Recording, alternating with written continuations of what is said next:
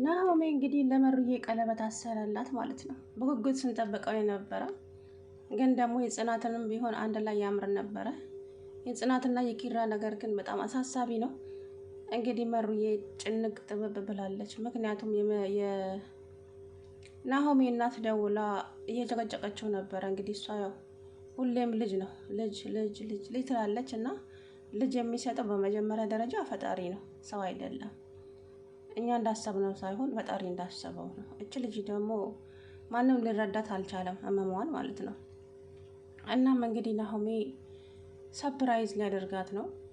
ግን እሱ ከእናቱ ጋር ሲያወራ በጣም ደብሯት ነበረ። እውነት ለመናገር በቃ ያንን ውስጧ ያለው ነገር እሷ ስለ ልጅ ብቻ ነው። እኔ መውለድ ስለማልችል እሱ ለእኔ ብሎ ተሰቃየ እያለች እንግዲህ ራሷን እያወቀሰች ትገኛለች። እንግዲህ ቤቲ ተመልሳ መታለች። አይ ኪራ እንደምን ይሻለ ይሆን ግን? የእውነት አትደሰቱ ተብላችኋል አንተና ጽናትማ። እውነት ለመናገር ለምን እንደሆነ አላውቅም። ትንሽ ይደሰቱና በብዙ ይከፋሉ። ቤቲ እዛ ቤት ተመልሳ መምጣት የለባትም እንዴ! ኧረ እባካችሁ ለተመልካችም ክብር ይኖራችሁ። ማለት በቃ አሁን ማለት ጽናትና ኪራ ተጋብተው ማየት ነው የሚፈልገው እንዳለ ኦዲየንሱ በሙሉ ማለት ነው። ምክንያቱም ለነሱ ያላቸው ፍቅር መውደድ የተነሳ ማለት ነው። ጽናትና ኪራ ተጋብተው ማየት ሁላችንም እንፈልጋለን። ያው ድራማም ሊያልቅ ስለሆነ ማለት ነው። ግን እናንተን እንደገና ቤቲን አመጣችሁ ልታጨመላልቁት ነው። ቤቲ ከመጣች ነገሩ ሁሉ ተበለሻሸ። በቃ እንዴ! እቺ ደግሞ ምን እያለች ነው? አንተን የወለደች ማህፀን የተረገመች ነች አለች። እንደዚህ ይባላል እንዴ? አንዳንድ ጊዜ ለድራማም ቢሆን የምናወራውን ነገር ብናውቅ ጥሩ ነው። እቺ ሴትዮ ደግሞ ሁሌ በሄደችበት መጥፎ ናት። እቺ የበላይን እናት ትናንትና የቤቴ እናት ነኝ ብላ የመጣችሁ ክፉ ከመናገር እጠበቃለሁ። እንደው የእውነት እንዴ! እሱ ደግሞ ዝም ብሎ እንትን ይላል እንዴ? በጭራሽ ህይወት ውስጥ ማስገባት የለብም ሁለተኛ ማለት ነው። እውነቱን ለመናገር እችን ማናት ቤቲ ተብዬዋ አውቃ ነው 6 ወር ሙሉ ያንተን ስም እየጠራች ነው። ከዛስ እና ምን ይሁን? እሱ እኮ ህይወቱን ያጨለመችው እኮ ሁሉ ነገሩን ያሳጣችው እንዴ! በተለይ ጽናትን እንዴ! እሱ እንኳን እሺ በስራውም ሊሆን ይሆናል የተቀጣው። ግን ጽናት ምን በወጣትና በምን ምክንያቷን እየተቀጣች አለችው? እሱ እንጂ ያፈቀራት እኮ ጽናት አፈቅርሃለሁ አይደለም ያለችው። ቤቲ ማን ነው? ኪራን ማለት ነው። ጽናትን ያፈቀረው ኪሩቤል ነው፣ ጽናት አይደለችም። ጽናትን ለምን እየተቀጣች ነው እንዴ? አሁንም ጽናትን እቺ ሲጀመር ማለት ነው እቺ ቲና ናት እዚህ ቤት የምታመጣት። አይታችሁ ከሆነ ትናንትና እራት ልሰራ ነው። ምናልባት የሚመጣ ሰው ካለ እሷ ናት። ቤቲና እቺ ቲና ይተዋወቃሉ። እንደገና ደግሞ ውጭ ወጥታ ስታወራ ነበር። ጽናት እውነት ለመናገር በጣም ከማስባት በላይ በጣም ጥሩ ሰው ናት። እኔ እንጃ የእሷ መልካምነት የተለየ ነው። ግን እዚህ ቤት ያስቸገረኝ ኪራ ብቻ ነው። ደግሞ ከዚህ ቤት ኪራን አቃጥየው ነው እንጂ መውጣው እንደዚህ አላወጣም ብላለች። ምክንያቱም እሷ ከቤቲ ጋር ግንኙነት አላት ማለት ነው። በዚህ ደረጃ ለሰው ልጅ ክፋት፣ የሰው ህይወት ማጨለም ምን ይጠቅማቸዋል? ሰላም አለይኩም ወራህመቱላሂ ወበረካቱ። ውድና የተከበራችሁ የቻናል ቤተሰቦች እንዴት ናችሁ? እኔ ያለው አልሐምዱሊላ። እንግዲህ መሩዬ ቀለበት ሊታሰርላት ነው፣ ሰፕራይዝ ሊያደርጋት ነው። እሷ ግን አሞኛል ምናምን እያለች ነው። የሚታያት መኝታ ብቻ ነው። አርግዛም ሊሆን ይችላል አናቅም።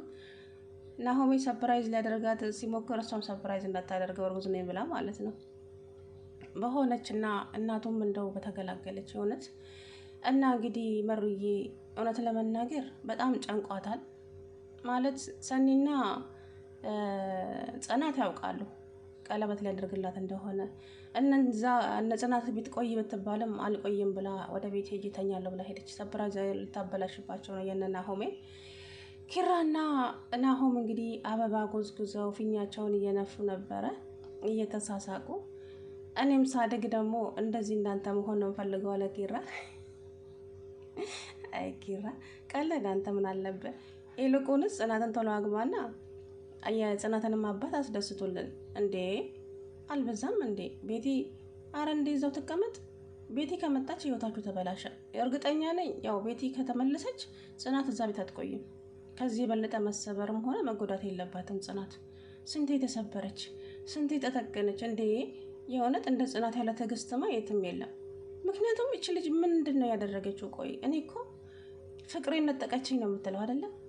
እች ልጅ በግድ አፍቅራው አይደለም፣ እሱ ነው የሚወዳት ጽናትን። ስለዚህ ወደሚወደው ሰው አመዘነውና ሄደ። ጽናት ግን የምታውቀው ነገር የለም። አልወድህም አትለውም አይደለም። ስለዚህ ቤቲ እባክሽን ታያቸው፣ ይኑሩበት፣ አታስመስይብን እንዴ። ደግሞ 6 ወር ሙሉ ያንተን ስም እየጠራች ነው የኖረችው አለች እኮ። ምን ማለት ነው? ትጥራ፣ በስራዋ ነው። ጽናትን እስቲ ምንድን ያደረገቻት? እሺ ኪሩቤል በስራው ነው ልበል። ምናልባት ጽናት ምንድን ያደረገችው? ልጇን ነጠቀቻት። በዛም አልበቃ ብሎ ህይወቷን ልትነጥቃት ነበረ። በጥፊ እየመታቻት ብዙ ነገር እያደረገቻት ብዙ ነገር አሳልፋ ችላለች። አሁን ደግሞ ሳቃቸውና ደስታቸው ፍቅራቸው ሲመለስ ያንን ፍቅር ለማደፍረስ ሲጀመር እቺ ጨበሪያም ሴትዮ ያለ ምክንያት እዛ ቤት አልመጣችው። እቺ ቲና የምትባል ገርፋችሁ አስወጡልን። የእሷ የበታችነት ስሜት እኔ ሴተኛ አዳሪ ስለሆንኩ ነው ሁሉም ሰው በቃ የበታች አድርጎ የሚያይ። እሱ ራስሽን ጠይቂ። ለሰዎች ምንም የሚያገባቸው ጉዳይ የለም። አውቃ እንዲያዝኑላት ሁሌም የምታመጣው ሰበብ ይሄንን ነው እንዴ። በቃ ከህይወታቸው ውጪ። እንዴ ሰው ሲጠላው የማያውቀው ውሻ ብቻ ነው። በነገራችን ላይ የምሬን ነው። ሲጠሉት የማያውቀው ውሻ ብቻ ነው። ውሻ ሂድ ከዚህ ብላቸው ተመልሶ ይመጣል። ስትጠሉት አያውቅም። የሰው ልጅ ግን አይደለም ጥላቻ፣ የሆነ እኮ ፊታችሁ ላይ የሆነ ነገር ያስታውቃል። እኔ በነገራችን ላይ በአይን ነው የማውቀው ሰዎችን።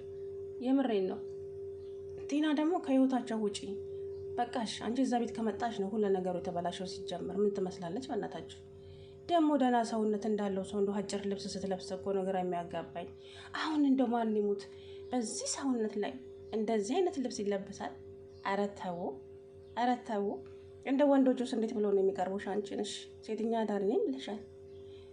አንደኛ ደረጃ አለባበስሽ አይመስጥም። ሲቀጥል ደግሞ በዚህ ሰውነት ላይ የምትለብሻቸው ልብሶች ምንድን ነው? ጸጉርሽስ ምንድን ነው እንዴ? የአፋሮች ጸጉር እንኳን እኮ ያምራል።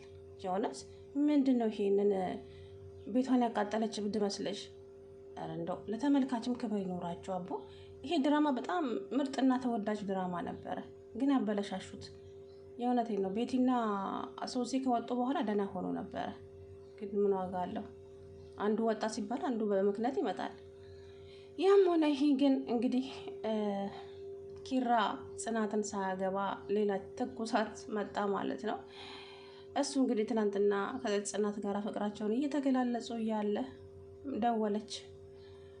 ያንን ጊዜ ነው ጥሏት ወጣና ግቢ ውስጥ አወራት። ማነሽ አንቺ ሴት? የማውቀውን ሰው ማግኘት አልፈልግም ሲላት፣ ችግር የለውም በአካል እንገናኝና እናወራና አለች ግብዳ ሴትዮ። ከዛም ስትመጣ ይቅርታ ማዘር እዚህ ጋር ሰው አለ አላለም። እንዴት እንደሳቆኝ ትናንትና ኪሩቤል። በነገራችን ላይ አንድ የሚያናድደኝ ነገር ምን መሰላችሁ? ውሳኔ ሲወስን ብቻውን ነው የሚወስነው። ያ መሆን የለበትም እንዴ። ወይ ለመሩ ወይ ለናሆም፣ ክብሮም አለ፣ ሰኒ አለች፣ ለነሱ አማክርክ ነው እንደዚህ አይነት ችግር መጣብኝ፣ አሁን ደግሞ ምንድን ነው ማድረግ ያለብኝ ብሎ ማማከር አለበት። ግን አሁን ይህንን ውሳኔ የሚወስነው ብቻውን ነው። ታያላችሁ። ወይ ጎትቶት እንደባለፈው ቤት ያመጣል እና በዚህ ሰዓት ጽናት ምንድን ነው የሚሰማት? እርግጠኛ ነኝ ያው ቤቱን ጥላ ትወጣለች። አሁን እንኳን ምንም የምትታገዝበትም ምንም አይነት ምክንያት ሊኖራትም አይችልም። እሱም አያደርገውም ደፍሮ። ያው ጽናትን ከህይወቴ ውስጥ ውጭልኝ ካላለ በስተቀር የምሬን ነው የምላችሁ እንጂ መቼም ጽናት አይኗ እያየ ቤቲ እዛ ቤት የምትመጣ አይመስለኝም። ምክንያቱም ያው ጽናት መውጣት አለባት ከዛ ቤት ውስጥ፣ መጎዳት የለባትም ከዚህ የበለጠ።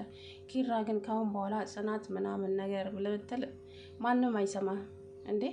በጣም የምትወድህና በጣም የምታዝንልህ የምታስብልህ መቼም አታገኝም፣ እንደ ጽናት አይነት ማለት ነው። ቤቲ ሲጀመር ፍቅር አይደለም፣ የእሷ መጋኛ ነው።